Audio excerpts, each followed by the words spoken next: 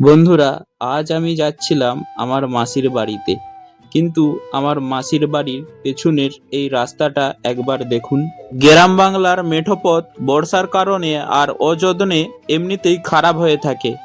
আর আমার মতো মানুষের জন্য এই রাস্তা যেন একটা পাহাড়ের সমান। আপনারা তো জানেন আমার এই হুইল চেয়ারটাই একমাত্র সম্বল। এইটি ছাড়া এক পা ও লড়ার ক্ষমতা রাখি না। দেখুন, আমার দাদা আমাকে নিয়ে যাওয়ার জন্য আপ্রাণ চেষ্টা করছে, কিন্তু রাস্তার যা অবস্থা বন্ধুরা, একা যাওয়া প্রায় অসম্ভব। এমনকি কারো সাহায্যে যাওয়াটাও কতটা যন্ত্রণাদায়ক আর কষ্টের তা আমার দাদাকে দেখলেই বুঝতে পারবেন। আমার দাদাও হাঁপিয়ে যাচ্ছে। এই দৃশ্যটা যখন আমি দেখি তখন নিজের উপরে খুব কষ্ট হয়।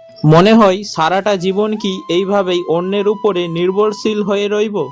আমি অনেক বড় বড় স্বপ্ন দেখি, আপনাদেরকে বলি এই কাজ করব, ওই কাজ করব, কিন্তু বাস্তবটা বড় কঠিন। এই হুইল চেয়ারটা আমার স্বপ্নের পথে মাঝে মাঝে সবচেয়ে বড় বাধা হয়ে দাঁড়ায়। সব জায়গায় আমি পৌঁছাতে পারি না, সব কাজ আমি করতে পারি না। তাই আজ আপনাদের কাছে আমার কোনো টাকা পয়সার আবদার নেই, আছে শুধু একরাশ ভালোবাসা আর আশীর্বাদের প্রার্থনা। আমি মন থেকে চাই এই হুইল চেয়ার থেকে মুক্তি পেতে। আমি আবার নিজের পায়ে দাঁড়াতে চাই। হয়তো আগের মতো দৌড়াতে পারবো না, কিন্তু অন্তত একটু যদি লাঠি নিয়ে হাঁটাচলা করতে পারি তাহলেও আমি অনেক খুশি। তাহলে অন্তত এই হুইল চেয়ারের বন্দি জীবন থেকে একটু মুক্তি পাবো। আপনারা একটু মন থেকে আমাকে আশীর্বাদ করবেন যাতে আমি অন্তত একটু সুস্থ হতে পারি। আর এই ভিডিওটা একটু শেয়ার করে দিবেন যাতে আমার এই লড়াইয়ের কথা মানুষের কাছে পৌঁছায়।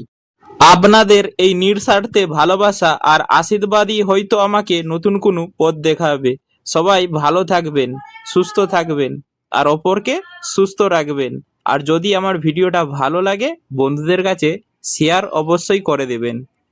আর চ্যানেলটা যদি না ফলো করে থাকেন তাহলে ফলো করে দিবেন। ইউটিউব থেকে দেখলে বেল আইকনটাকে প্রেস করে দিবেন সাবস্ক্রাইব করে দিয়ে। কমেন্ট করে জানাবেন আপনাদের মতামত।